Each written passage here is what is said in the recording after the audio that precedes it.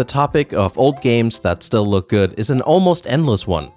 The last video ended up being a lot of fun, but of course it couldn't include every single game that I thought was over 10 years old and looked good. The comments were really interesting to read through.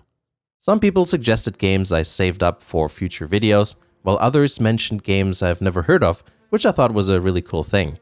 In this video we'll be doing the same thing as the last video, which you should watch by the way if you haven't yet. Remember that good is subjective. So that means a list such as this can never really be complete. Also, all of the games talked about in this video, or indeed the last, are ones I have experience with personally. So don't be too upset if you don't see one of your favorites in here. The Witcher. The first Witcher game was a surprise success when it came out in 2007. The developer, CD Projekt Red, had never really made a game outside of some Polish translations, but then came up with this somehow. Oblivion might have been the more talked about RPG at the time, but I don't think it aged particularly well. It's so overdone with the colors and also the bloom effect, but a lot of people, like me, didn't see it like that at the time. It was more seen as hyper-realism in a way, I guess. Oblivion does not pass the "it looks real if you squint your eyes" test, while The Witcher does. The details in the models or textures might not be the best today, but the general look, as well as the colors, is what makes the game still look great today. Another thing that isn't exactly graphics, but is something you see, are all the people going around. Even though a game like Oblivion has NPCs, all with their own lives and schedules, The Witcher feels more real somehow.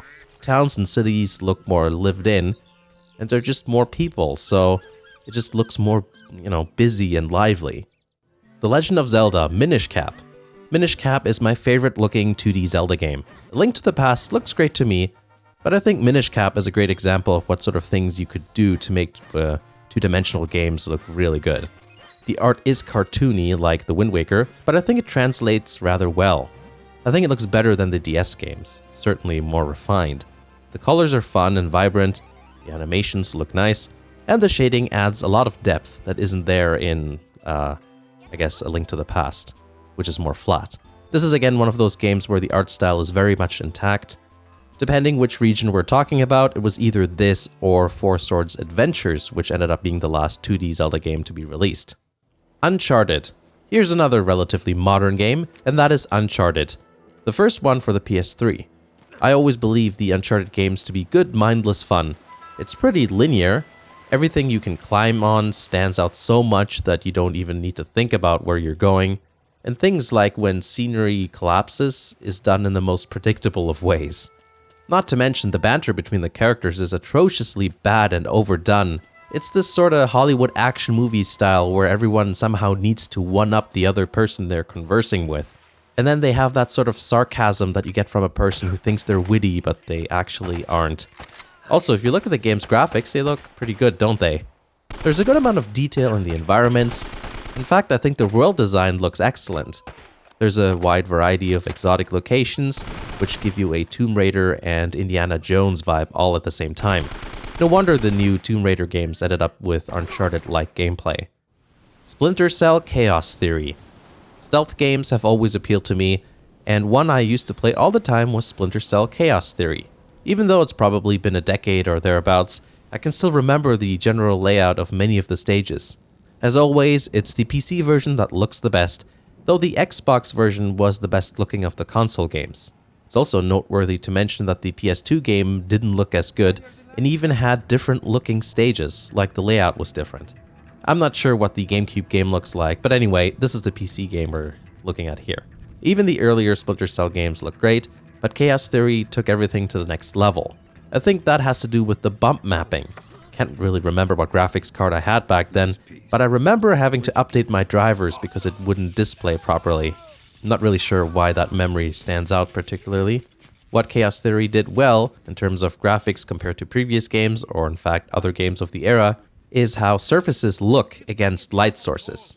Instead of just featuring a texture, the bump mapping gave even more depth to the objects, whether it's to give the illusion of a wet surface or just, to give a texture to stone or brick. Of course, the lighting is worth mentioning too. I love games that play with light sources, and obviously here it's part of the gameplay.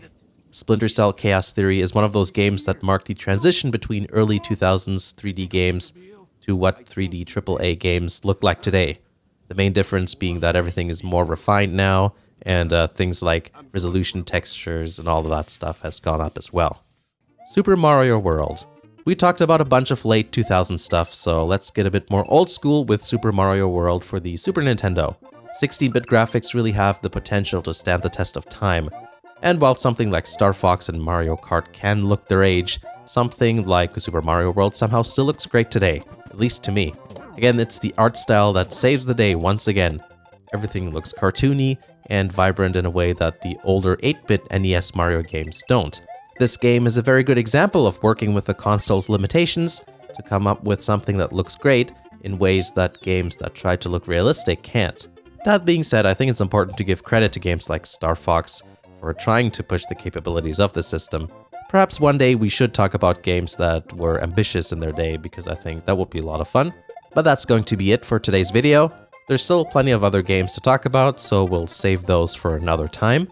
Remember that these videos aren't ranked lists. Nothing is in any particular order. The main point about these videos is to talk a little about games that aren't in the spotlight at the moment. Like the video if you did, and subscribe if you haven't already. Check out Patreon if you want to help the channel grow as well. Thanks for watching, and I'll see you again in the next video.